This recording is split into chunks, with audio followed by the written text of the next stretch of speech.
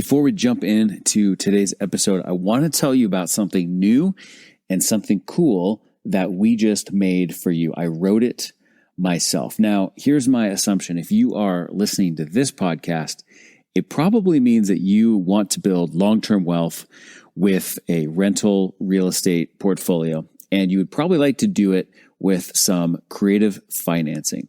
And as I talk to people who want to do that, I know a lot of questions come up, and I thought there's really no great single resource that really captures the entire picture of how that works. But I have solved that problem because I have written a new PDF that is just for you, and it's called the Step-by-Step Guide to Buying Your First or Next Rental Property Without Relying on a Lender to Approve You for a Loan. Like I said, I wrote this thing myself, and if I do say so myself, it's pretty thorough. And in this, you're going to learn a few things. I'm going to teach you about the 3 key strategies to find and negotiate quality off-market real estate deals that nobody else even knows are for sale.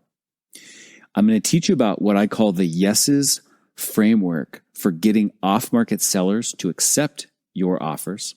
And then I'm also going to teach you the 11 simple steps that you need to take to get your first or your next deal accepted without needing to go to a bank and apply for a loan and just hope that they give it to you. So if you would like to get this free downloadable PDF, just go to rentalwealthguide.com and you can download it right now. rentalwealthguide.com and get your download of the step-by-step guide to buying your first or next rental property without relying on a lender to approve you for a loan. Now, on with the show. Successful real estate investing isn't all about we buy houses and motivated sellers. That's the lowbrow approach, and it gives real estate investing a slimy reputation. Gross. There is a better way, a more genuine human approach. We are thoughtful real estate entrepreneurs, and this is sleaze-free real estate investing. This is Jeff from A Thoughtful Real Estate Entrepreneur. Welcome to episode number 15 of Sleaze-Free Real Estate Investing. This is a show for those of us who never felt at home in the we buy houses crowd. In this show, we take a stand against what we call the lowbrow approach. That's the mainstream guru seminar distressed seller approach that ends up giving real estate investors a slimy reputation. And instead, we discuss the strategies, tactics, and philosophies that we call the thoughtful way, an enlightened approach to real estate entrepreneurship that focuses on constantly sharpening the sophisticated real estate entrepreneur's 3 most critical capabilities: seller relation skills, deal architecture skills, and opportunity vision. When all 3 of these capabilities are successfully in motion, you can make an excellent living today and build long-term wealth while creating value for everybody that you touch along the way. Show notes for today's episode are at www.thoughtfulre.com/E15. Please do yourself and us a big favor by hitting the subscribe button in your podcast app and by rating and reviewing the show on iTunes. In the last episode, we discussed how I prepare for a renegotiation meeting with a seller. So go back, take a listen to that one if you haven't done that already. And in today's main course, we're going to be discussing the role of rental properties in a thoughtful portfolio. But first, as always, a little bit of food for thought, because as thoughtful real estate entrepreneurs, we like to be feeding our minds all the time with things to think about. And here is what we're thinking about today. A while back, I heard this expression, just this super short little anecdote, and I've been thinking about it a lot, intentionally and subconsciously. Now, I'm not sure where this originated, but I'll tell you, I first heard it at Genius Network from Joe Polish, and he shared it in one of the monthly events earlier this year. Then I heard it referenced again by Alex Sharfin on his own podcast called Momentum. And the idea here is simple. If you owned $1 million racehorse, how would you treat that racehorse? Well, obviously, if you had a racehorse worth $1 million, you would treat it with the utmost care. You'd feed it the best food. You'd give it the proper rest.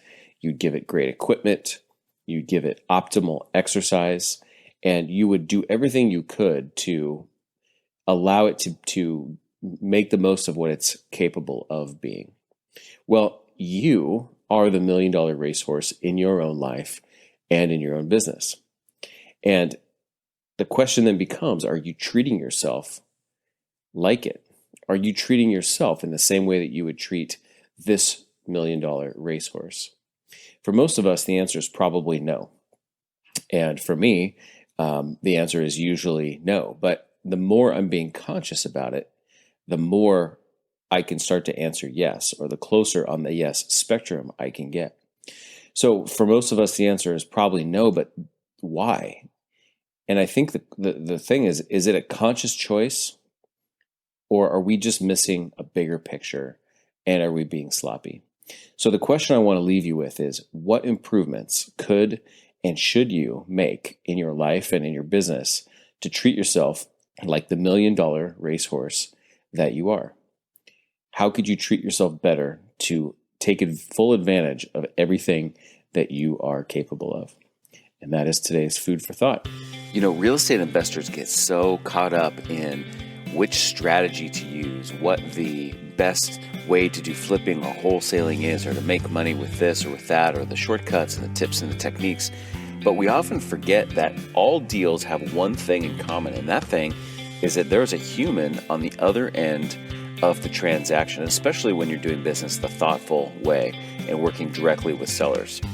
And if you could master the art of working with those people in a way that gets you to a yes that you need from them and gives you both a win, then it's going to transform your entire business. And that's why I've created a brand new webinar that I want to invite you to attend.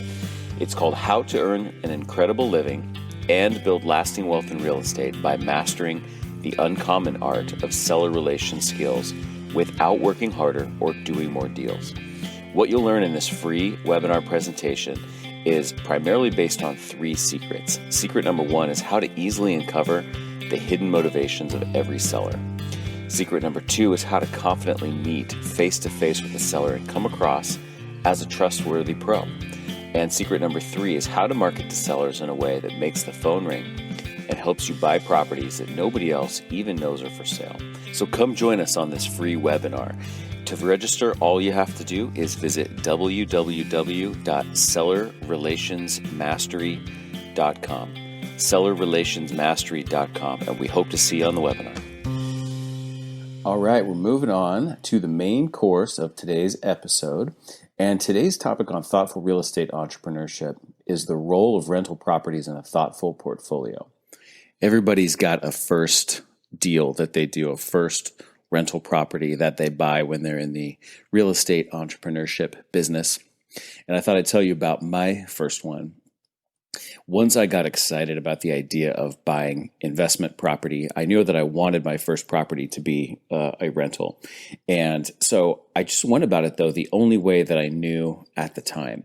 And in hindsight, it's funny, it's very different than what I do today, but that makes sense because we change over time as we learn new things.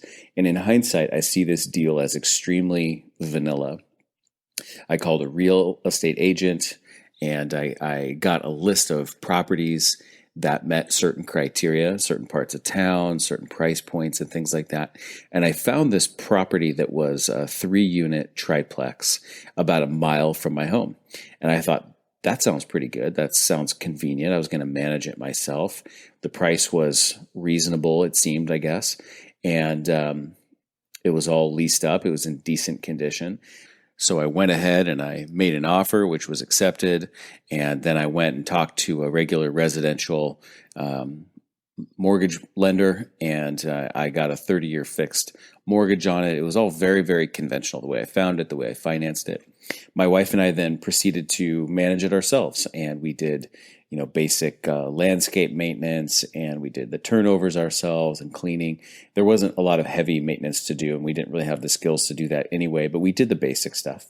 We did that for a couple of years, and then at one point I decided to hire a property manager because I wanted to be able to do things like, leave town, for instance, and not be too worried about something going wrong. And so I did some research and I met with 3 different property managers and eventually chose one. And I was really glad that I had managed the property myself first, because then it made me a better consumer of property management services ultimately when I made that choice. And we did that for a while, probably at least 5 years. And, that went okay. I always felt like I probably would have kept closer eye on the tenants and selected better tenants myself. But it was what it was. And after about 8 years, we sold it. And along the way, I bought several other rental properties. And so it was a good training ground for me, but it wasn't a particularly lucrative deal in any way. But I'll tell you what, I'm so glad that I did it, because simply it got me in the game. And even though I would never do that same deal again, I would never structure it like that, I would never find it like that, I would probably not even finance it like that, I'm so glad I did, because it was sort of like my little dojo. It was my place to practice. It was my place to experiment, my place to get some hands-on experience, learning what I liked, what I didn't like, what went well, what didn't go well. And it made me a much more educated consumer of a lot of things like maintenance services, contractor services, property management services, etc. And it gave me a little taste of what rentals can do over time. And even though that first experience was not one that was particularly exciting from an investment perspective, today, rental properties really are where my heart is. I love rental properties. We talk about the concept of deal mix, and that's what percentage of the different types of deals that you can do that is the right mix in order to get you where you're going in your life, right? Some people need a lot of cash very immediately to supplement their income. So they might do shorter, quicker term deals like wholesaling and flipping and things like that. Other people are looking to build wealth for the long term. And then most people are just somewhere in the middle along that spectrum, and everybody's mix is different. Well, my mix is heavily weighted towards investment properties, because that's really where my heart is, and I believe so strongly in the long-term power of those. So we're going to talk today about the 4 ways that investors tend to use properties in a portfolio. But to start off, I think it's important that we just take a look at broadly, what is it that people want when they buy a rental property? Like, what are they buying it for? And I think there are broadly 4 main categories. So we're gonna generalize here a little bit, but this will cover the most common sort of categories of things that people are looking to achieve when they are buying rental properties. Number 1 is they want cash flow in the near term. They want cash flow either today or to be able to generate cash flow very quickly. Or number 2, they want cash flow in the future. So maybe they aren't able to generate a lot of cash today, but over the course of years, they know that cash flow will increase. And when they really want it in the future, it'll be there. Number 3, they want equity in the near term, right? So that's somebody who buys a property below market for less than it's worth right now, make some easy changes, and now it's worth more very, very quickly. And number 4, they want equity in the future. They want equity to build up over time through appreciation and principal reduction. So the 4 categories are cash flow now, cash flow in the future, equity now, equity in the future. So the question for you is, which of these do you want to optimize for? As you think about your strategy, your goals, your deal mix, which of those 4 things broadly do you want to optimize for?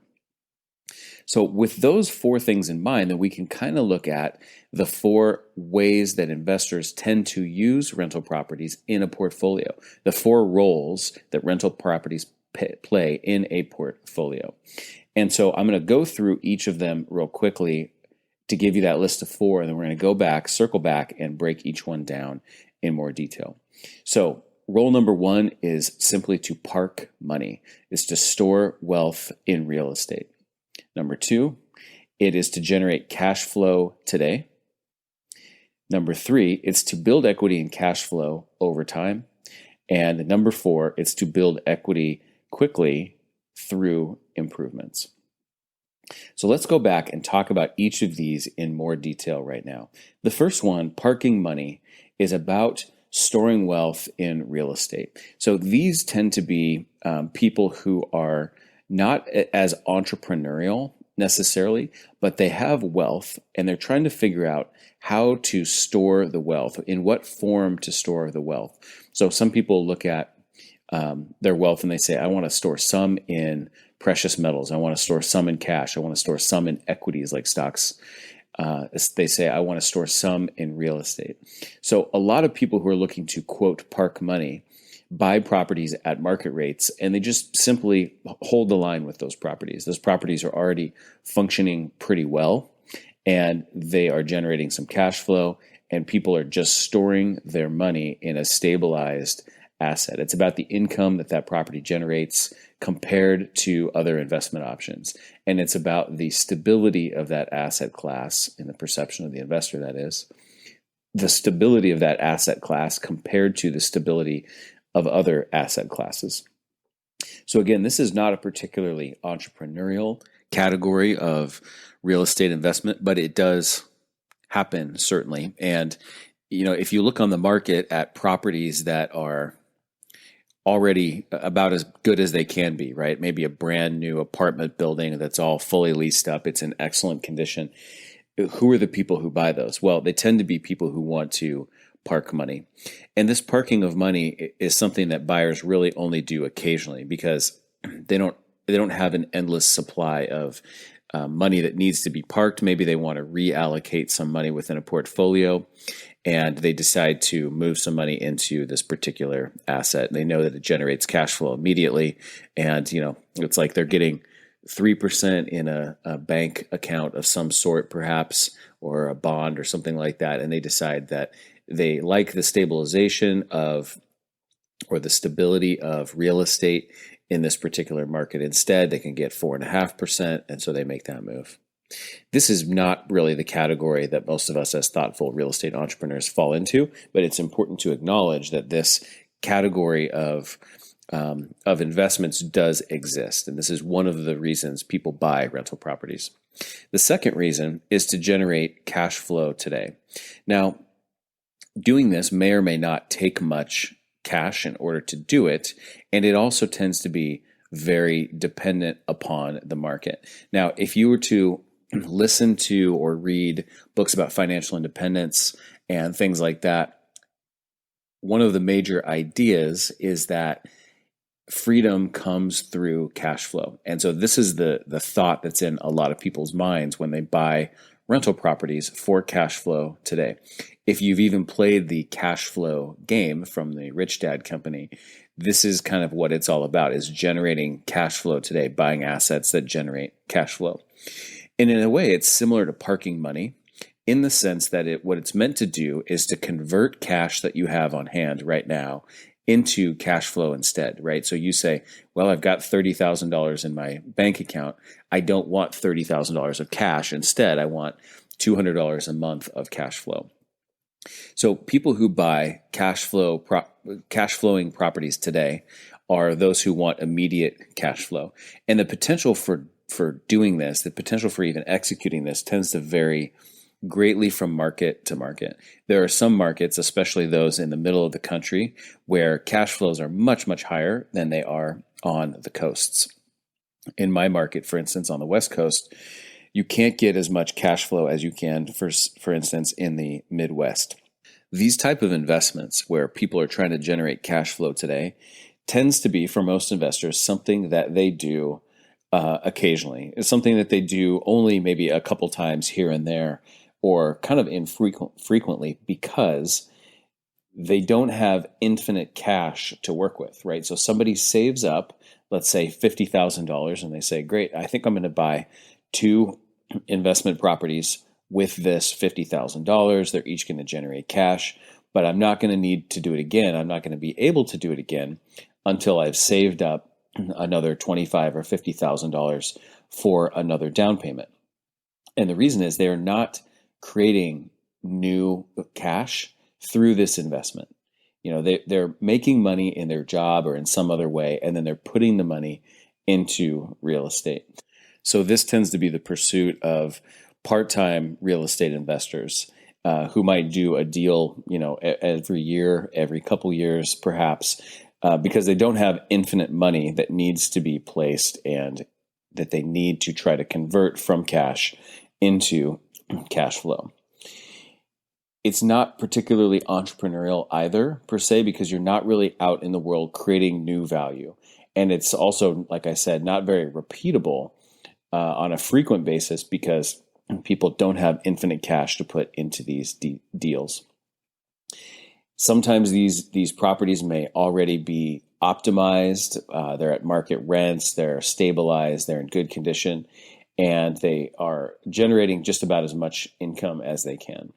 The third of the categories of the common ways that investors use rental properties in a portfolio is to build equity and cash flow over time. Now, these deals tend to be ones that might involve a lower amount of cash outlay today in order to buy it, and the financial benefits that result in this deal, these types of deals, evolve over time. But the trade-off is that while you don't get as much of a financial benefit immediately, it also did not take nearly as much money to get into the opportunity. This is sort of like planting a seed for the future, because you plant the seed and the seed doesn't immediately sprout or grow, but it does start to do so slowly, and then over time it grows, and it tends to grow faster and faster and faster. And you look back on this 5 years from now, 10 years from now, and you say, wow, look at how much progress that has been accomplished through this property already. But if you can buy one of these properties with minimal cash spend today, and you can see that there's an opportunity to increase the value of the property and to increase the cash flow, whether through physical improvements or managerial improvements, then you can create value that way as well. So that's a very common type of scenario where somebody looks at a property, they say, look, I can buy this for $200,000. I can make a few improvements, like say I put $10,000 into it, but now it's worth $250,000. So I've created $40,000 of extra equity. But it also means that it used to be renting for $1,000, and now in its improved and cleaned up condition, I can rent it for $1,500.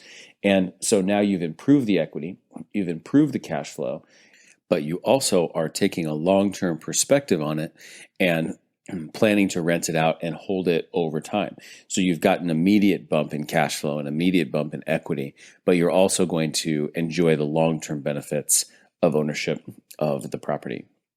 There are two ways that really you build equity and you build cash flow when you do a deal in this particular category over the long term.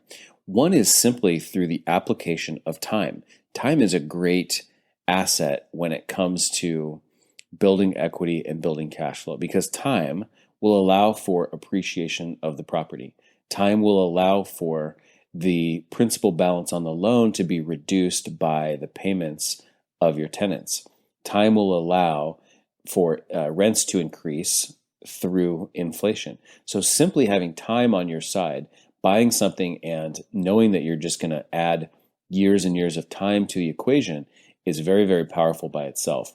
But the other way that you can build equity and cash flow is the more entrepreneurial approach, which I just sort of described, in the sense that you can do things sometimes immediately to certain properties to increase the equity and to increase the cash flow by improving the property. So between things that you do to improve the property and the application of time, those are two powerful forces that build your equity and your cash flow over time. Sometimes people will even buy properties that on day one don't cash flow because they're optimistic about the future potential of cash flow with the property, and they are certain and confident in their plan and their ability to create value that's going to add equity and add cash flow to the deal. I've done this a few times myself, and I'll give you an example of that in just a moment. The fourth category, the fourth and final of the categories of the ways that people utilize rental properties in a portfolio, is to build equity quickly through improvements. Now, this normally happens in the context of commercial properties, or at least properties that are financed and appraised in a commercial way. And commercial properties are based on two variables: the net operating income of the property and the cap rates. And cap rates are a complete topic in and of themselves that we won't go into today. But let's suffice it to say that the greater the net operating income on a property, the greater its value becomes. So if you can buy a property and you can get in and quickly improve the net operating income, the NOI, then you can very quickly improve the value of that property as well. And when you improve the NOI of the property, you are, by its very nature, also improving the cash flow of the property in the process. So in a way, you're taking a rental property, an income property, but you're almost treating it more like a flip. Now, I don't mean you're treating it like a flip in the sense that you have to sell it afterwards, but I do mean that you're planning to get in, you're planning to make some improvements, physical, managerial improvements, marketing improvements, etc., which greatly change very rapidly the value of the property. So whether you sell it or not is irrelevant, but you're getting in, you're making changes, and you're quickly making it worth much more than you bought it for. Here's an example of that. I once bought a small plex apartment building, and I paid just a little over $800,000 for this property. Now, if I had looked at the net operating income on the property at that time and applied the normal cap rates in my market at that time, it would have only been worth about $500,000. So I was really overpaying for it in a sense when I bought it for over $800,000. However, I knew with a high level of certainty that with some very simple improvements, managerial improvements mostly, and just a little bit of a cash investment on a few physical improvements, I could really, really greatly improve the net operating income. And so I did. I went in, I did those things, I doubled the net operating income. And then once the property was revalued based on the proper cap rates in the area and the NOI that I had now achieved through my improvements, it was worth much, much more. And so I sold it about just 1 year later, almost to the day, for $1.125 million. So it created a lot of value very quickly by improving the financial performance of the property. So let me tell you now that we've covered these four categories, and let me just refresh these for you. The four ways investors tend to use rental properties in a portfolio. Number one, simply to park money. Number two, simply to generate cash flow today. Number three is to build equity and cash flow over the long term. And number four is to build equity quickly through improvements. Here's why I didn't love that first deal I did. I didn't know this at the time, and I wouldn't have been able to articulate this to you exactly the moment I sold it the way that I can now with my retrospective understanding. And here's why I wouldn't do it again. It wasn't totally clear to me exactly what it was I was trying to accomplish. I didn't know which of the four things that we talked about at the beginning, right? Build cash flow now, build cash flow later, build equity now, build equity later. I didn't have a clear idea of exactly what my objective was with those things. And as I look now at the four ways that people use rental properties in a portfolio, ultimately that property for me ended up kind of lingering and stagnating in a no man's land between numbers 2 and 3. It was in a no man's land between generating cash flow today and building equity and cash flow over time. It was not clearly in either of those two camps. And for that reason, it always felt kind of like a stagnant deal. I had to spend a lot of cash to buy that property. I think I put $90,000 into it. I put 25 or so percent of the purchase price down, which is a lot of cash. And then it only generated a little bit of cash flow each month. There wasn't really a lot of upside, which is the term people use to describe the ability to add value and make something worth more or have much more cash flow than it is at the time you buy it. So it didn't have a lot of upside. It didn't produce a lot of cash flow. It did take a lot of my cash to buy it. So it didn't really have any one particular thing about it that was really spectacular or unique. So which of these four roles of a rental property in an investor's portfolio is right for you? That's really the question, what all of this leads to. And the right answer, there's only one right answer. And the only right answer here is that you need to be thoughtful about making that choice. That's what makes this a thoughtful real estate entrepreneur's topic, is that deal mix is unique to you. And the types of deals and the frequency of deals and which of these categories you choose, there is no right or wrong answer. There is only a right or wrong answer in the context of what you are trying to accomplish. And generally speaking, though, as especially we progress with this podcast, we are going to be talking about the things that are the most entrepreneurial endeavors that we can get ourselves into. So as we look at the 4 categories, the 4 roles that rental properties can play, we're going to focus mostly on numbers 3 and numbers 4, because these are the categories in which we can apply our entrepreneurial talents and endeavors to create value. You know, we're not just gathering money in some other area of our life, like through a job or something like that, and then, you know, once a year acting like a real estate investor. We're acting like real estate entrepreneurs every day, every week, every month throughout the year, trying to go find ways that create value. So categories 3 and 4, which are build equity and cash flow over time and build equity quickly through improvements, those are the ones that we're going to focus mostly on in the context of rental properties in the podcast moving forward. So thank you for listening to Sleaze-Free Real Estate Investing, yet another episode.